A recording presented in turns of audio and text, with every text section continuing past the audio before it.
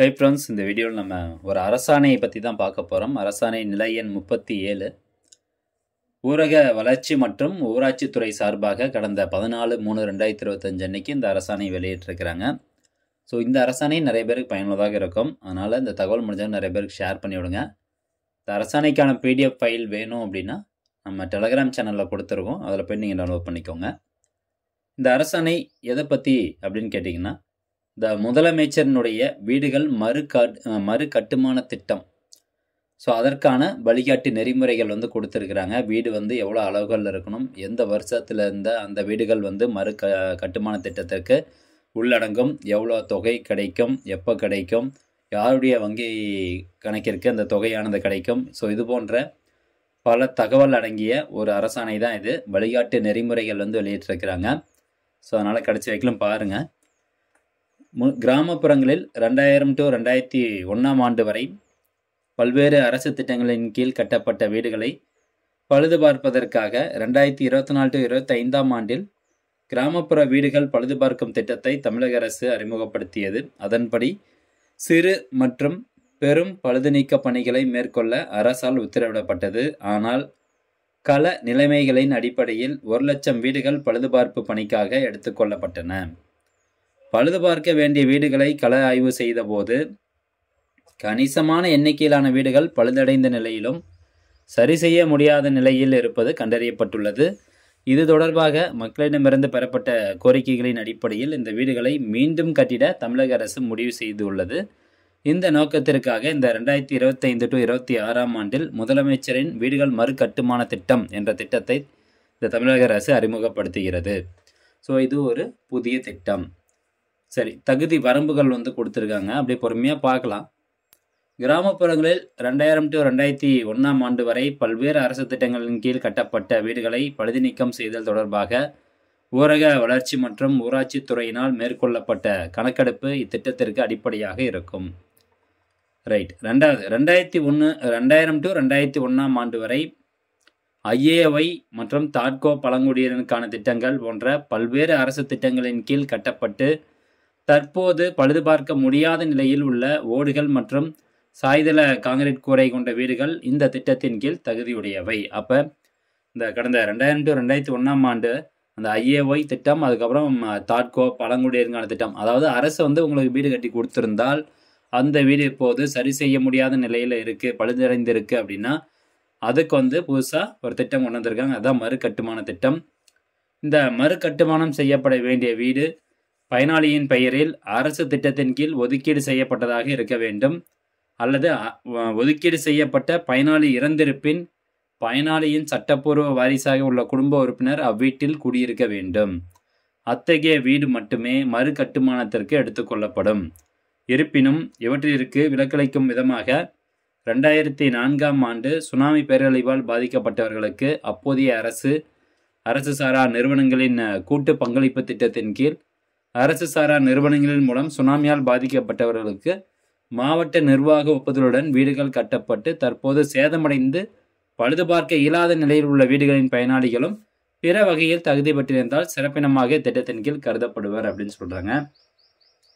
2004 ஆண்டு சுனாமி பேரழிவால் பாதிக்கப்பட்டவங்களுக்கு பார்த்தீங்கன்னா அப்போதைய அரசு என்ன பண்ணியிருக்காங்கன்னா கூட்டு பங்களிப்பு திட்டத்தின் கீழே அவங்களுக்கு மறுசீரமைப்பு சேதமடைந்த வீடுகளுக்கு பண்ணி கொடுத்துருக்காங்க. அதில் பண்ண முடியாதவங்களுக்கு பார்த்தீங்கன்னா இப்போ தகுதி இருக்குது அப்படின்னு சொல்கிறாங்க. தேர்ந்தெடுக்கப்பட்ட பயனாளி இந்த திட்டத்தின் கீழ் எடுக்கப்படும் வீட்டை தவிர தனது பெயரில் சொந்தமாக கட்டப்பட்ட அல்லது பல்வேறு அரசு வீட்டு வசதி திட்டத்தின் கீழ் ஏற்கனவே வழங்கப்பட்ட வீட்டினை சொந்தமாக கொண்டிருக்கக்கூடாது. இது ஒரு முக்கியமான புள்ளி. தேர்ந்தெடுக்கப்பட்ட பயனாளி அவங்க செலக்ட் பண்ணுறாங்க அப்படின்னா இந்த திட்டத்தின் கீழ் எடுக்கப்படும் வீட்டை தவிர தனது பெயரில் சொந்தமாக கட்டப்பட்ட அல்லது பல்வேறு அரசு வீட்டு வசதி திட்டத்தின் கீழ் ஏற்கனவே வழங்கப்பட்ட வீட்டினை சொந்தமாக கொண்டிருக்கக்கூடாது. சொந்த வீடு இருக்கக்கூடாதுன்னு சொல்கிறாங்க. தகுதி இருக்கணும் அப்படின்னா விற்கப்பட்ட வீடுகள், வாடகைக்கு விடப்பட்ட வீடுகள் மற்றும் சட்டப்பூர்வமற்ற வாரிசுகள் வசிக்கும் வீடுகள் இத்திட்டத்தின் கீழ் மறு கட்டுமானத்திற்கு எடுத்துக்கொள்ளக்கூடாது. நீங்கள் வீடு உங்களுக்கு கொடுத்துருக்காங்க, நீங்கள் சேல் பண்ணிட்டீங்க அல்லது லேண்டை சேல் பண்ணிட்டீங்க அப்படின்னா இந்த திட்டத்தின் கீழே உங்களுக்கு தகுதி கிடையாது. ஓய்வு பெற்ற அல்லது பணிபுரியும் அரசு ஊழியர்களுக்கு சொந்தமான வீடுகள், உள்ளாட்சி அமைப்புகள், பொதுத்துறை நிறுவனங்கள், அரசு உதவி பெறும் நிறுவனங்கள், வாரியங்கள் மற்றும் பிற அரசு நிறுவனங்களில் பணியில் இருப்போர் அல்லது அவர்களது வாழ்க்கை துணை ஆகியோரின் வீடுகள் இந்த திட்டத்தின் கீழ் எடுத்துக்கொள்ளப்படக்கூடாது அப்படின்னு சொல்லிட்டாங்க. அப்போ ஓகே, கவர்மெண்ட் ஸ்டாஃபாக இருந்தால் அந்த கவர்மெண்ட் ஸ்டாஃப்ஸு இப்போ வந்து ஒர்க் பண்ணிட்டு இருக்காங்க அப்படின்னா அவங்களுடைய பெயரில் இந்த மாதிரி ஒரு வீடு அரசு தரப்புல இருந்து உங்களுக்கு கொடுத்துருக்காங்கன்னா அவங்க தகுதி கிடையாது அப்படின்னு சொல்லிட்டாங்க. பயனாளிகளை தேர்ந்தெடுக்கும் முறை வந்து சொல்லியிருக்காங்க. தகுதியான பயனாளிகளின் பட்டியலை tnrd.gov.in என்ற இணையதளத்தில் உள்ள RRH சர்வே என்ற தளத்தில் உள்ள பயனாளிகளின் விவரங்களை வட்டார அளவில் சம்பந்தப்பட்ட வட்டார வளர்ச்சி அலுவலர் பதிவிறக்கம் செய்து பயனாளிகளின் தகுதி குறித்து கள ஆய்வு செய்ய வேண்டும். ஸோ இந்த வெப்சைட்டில் வந்து டீட்டெயில்ஸ் கொடுத்துருக்கு. RRH சர்வே அப்படிங்கிறதுல பயனாளி லிஸ்ட்டு வந்து இருக்குது. அதில் யார் யார் பேர்லாம் இருக்கோ நேராக போயிட்டு கள ஆய்வு பண்ணதுக்கு அப்புறமா தான் முடிவெடுக்கணும், உங்களுக்கு வந்து தகுதி இருக்கா இல்லையா அப்படிங்கிறது முடிவெடுக்கணும்னு சொல்லியிருக்கிறாங்க. இந்த திட்டத்தின் கீழே தகுதியை மதிப்பிடுவதற்காக யார் யாரெல்லாம் இருக்காங்க பாருங்கள். கிராம ஊராட்சி மன்ற தலைவர், தனி அலுவலர், சம்பந்தப்பட்ட கிராம ஊராட்சியின் உதவி பொறியாளர், துணை வட்டார வளர்ச்சி அலுவலர், அது மட்டும் இல்லாமல் கீழே சம்மந்தப்பட்ட கிராம ஊராட்சியின் வார்டு உறுப்பினர்கள் இருப்பாங்க, சம்மந்தப்பட்ட கிராம ஊராட்சி செயலர். ஸோ இவங்களாம் ஒரு குழுவாக சேர்ந்து அந்த லிஸ்ட்டில் இருக்கக்கூடிய நபர்களின் வீடுகளுக்கு நேராக போயிட்டு கள ஆய்வு பண்ணி ஓகே உண்மையாலுமே இது வந்து டேமேஜ் ஆகிருக்குது, இவங்க வந்து அரசு வேலையில் இல்லை அப்படிங்கிற மாதிரி அவங்க சட்டப்பூர்வமாக வந்து நிரூபிக்கணும். அந்த மாதிரி நிரூபித்தாங்க அப்படின்னா அந்த தகுதியுடைய பயனாளிகளுக்கு இந்த திட்டத்தின் மூலமாக பயனளிக்கும். வீடுகள் ஒதுக்கீடு வந்து எப்படி பண்ணுவாங்கன்னா, ஊரக வளர்ச்சி மற்றும் ஊராட்சி ஆணையரால் மாவட்ட ஆட்சியர்களிடமிருந்து பெறப்படும் கருத்துக்களின் அடிப்படையில் மாவட்டம், வட்டாரம், கிராம ஊராட்சி வாரியான இலக்கு நிர்ணயிக்கப்படும் அப்படின்னு சொல்கிறாங்க. அண்ட் ஃப்ரெண்ட்ஸ், இன்னொரு முக்கியமான விஷயம், இந்த அரசாணையினுடைய ஃபஸ்ட்டு ஒரு 4-5 பேஜ் வந்து இங்கிலீஷில் இருக்கும். ஃபஸ்ட்டு எடுத்தோடனே இங்கிலீஷில் கொடுத்துருப்பாங்க. அதுக்கப்புறம் இந்த மாதிரி தமிழில் நல்லா புரியும்படி வந்து கொடுத்துருக்குறாங்க. நீ அரசாணை ஓப்பன் பண்ணிவிட்டு ஏடா இங்கிலீஷில் இருக்குது அப்படின்னு சொல்லிடாதீங்க. கீழே ஸ்க்ரோல் பண்ணிட்டு வந்தீங்கன்னா தமிழில் உங்களுக்கு கொடுத்துருப்பாங்க. ஓகே, அடுத்ததாக அலகு தொகை முக்கியமாக பாருங்கள். வீட்டின் பரப்பளவு மற்றும் பிற தொழில்நுட்ப அம்சங்கள் என்ன இருக்கணும் அப்படின்னு, முழுமையாக சேதமடைந்து பழுது பார்க்க முடியாத நிலையில் உள்ள வீடுகளை இணையதளத்தில் உள்ள பட்டியலின்படி ரூ. 2.4 லட்சம் 2,40,000 ரூபா செலவில் 210 சதுரடி பரப்பளவில் புதிதாக கட்டலாம். முன்னர் கட்டப்பட்ட வீடுகள் 210 சதுரடி பரப்பளவை கொண்டிருந்தாலும் பயனாளிகளுக்கு சொந்தமான இடம் இப்பரப்பளவே இருக்கும் என்பதால் இத்திட்டத்தின் கீழ் கட்டப்படும் வீடுகளுக்கான பரப்பளவு 210 சதுரடிக்கு உட்பட்டு அனுமதிக்கப்பட்டுள்ளது அப்படின்னு சொல்கிறாங்க. ஸோ பார்த்தீங்கன்னா இந்த திட்டத்தின் கீழே 210 சதுரடி வரைக்கும் தான் லிமிட் வந்து கொடுத்துருக்குறாங்க. ஸோ அதுக்கு மேலே இருந்தாலும் 210 சதுரடி மட்டும்தான் அவங்க வந்து ரீகன்ஸ்ட்ரக்ஷன் பண்ணுறதுக்கான சார்ஜஸ் வந்து கொடுக்குறாங்க. அதுக்கு 2,40,000 ரூபா வந்து ஒதுக்கீடு பண்ணியிருக்கிறாங்க. ஸோ 210 சதுரடியில் நீங்கள் வந்து ரீகன்ஸ்ட்ரக்ஷன் பண்ணலாம். அதே மாதிரி பார்த்தீங்கன்னா உங்களுக்கு 2,40,000 ரூபா இதுக்கு ஒதுக்கீடு பண்ணியிருக்காங்க. முதலாவதாக ஒரு பாயிண்ட் கொடுத்துருக்காங்க பாருங்கள். பயனாளிகளின் விருப்பத்திற்கு ஏற்ப மறு கட்டுமான பணிகள் மேற்கொள்ளப்பட்டால் அதன் காரணமாக அலகு தொகைக்கு மேல் ஏற்படும் கூடுதல் செலவினத்தை பயனாளிகளே ஏற்க வேண்டும். எக்ஸ்ட்ரா சார்ஜ் வருது 2,40,000 தான் கொடுப்போம். அதுக்கு மேலே வந்து பயனாளிகள் விருப்பப்பட்டாங்கன்னா எக்ஸ்ட்ரா போட்டு அவங்க பண்ணிட்டோம் அப்படின்னு சொல்கிறாங்க. அடுத்து வந்து வீடுகளுக்கு எந்த மாதிரியான கற்கள் யூஸ் பண்ணணும் அப்படிங்கிறது இங்கே கொடுத்துருக்காங்க. செங்கல், அதுக்கப்புறம் சிமெண்ட், காங்கிரீட் கல், இன்டர்லாக்கிங் கல்லாம் யூஸ் பண்ணலாம் அப்படின்னு சொல்லியிருக்காங்க. எந்த சூழ்நிலையிலும் மண் சாந்து பயன்படுத்தக்கூடாது. மண் சுவர்கள் கட்டுவது முற்றிலுமாக தடை செய்யப்பட்டுள்ளது. செம்மண் குழப்பி வச்சு பண்ணுவாங்க பார்த்தீங்களா, அந்த மாதிரி கட்டக்கூடாது. பயனாளிகள் வீடு கட்டுவதற்கு தேவையான உதவிகளை கிராம ஊராட்சிகள் வழங்க வேண்டும் சொல்லியிருக்காங்க. இத்திட்டத்தின் கீழ் செலவு குறைந்த தொழில்நுட்பங்கள் மற்றும் விரைவான கட்டுமான முறை ஆகியவை அனுமதிக்கப்படும். இத்திட்டத்தின் கீழ் பயனாளியின் விருப்பப்படி கூரை அமைக்கலாம். இது பப் பேனல் அல்லது RCC காங்கிரீட் கட்டமைப்பை கொண்டிருக்கலாம் அப்படின்னு சொல்லியிருக்கிறாங்க. பப் ஷீட் வச்சு கூட நீங்கள் கட்டலாம், விருப்பப்படி கூரை மாதிரி அமைச்சிக்கலாம். அதே மாதிரி இல்லைன்னா ரூட் டாப் காங்கிரீட் கூட கட்டுக்கலாம். எதாக இருந்தாலும் 2,40,000 ரூபாங்க. இந்த திட்டத்தின் கீழ் பரிந்துரைக்கப்பட்ட வடிவமைப்பின்படி வீடுகள் கட்டப்பட வேண்டும். ஸோ அவங்க எந்த மாதிரியான டிசைன் கொடுக்குறாங்களோ அந்த மாதிரி வந்து நீங்கள் கட்டணும். வீடுகள் கட்டுமான பணிகள் நடைபெறும் போதே கழிவறைகள் கட்டும் பணியும் உடன் மேற்கொள்ளப்பட வேண்டும். வீடுகளின் கட்டுமான பணியினை பயனாளிகள் தாங்களே மேற்கொள்வதை ஊக்கப்படுத்த வேண்டும் அப்படின்னு சொல்லியிருக்காங்க. நிர்வாக செலவினம் வந்து எவ்வளோன்னு பாருங்கள். மொத்த ஒதுக்கீட்டில் 1% நிர்வாக செலவுகளுக்காக கூடுதலாக ஒதுக்கப்படும் சொல்லியிருக்காங்க. அடுத்தது பட்டியல் தொகை பயனாளிகளின் வங்கிக் கணக்கில் நேரடியாக வரவு வைக்கப்படும்.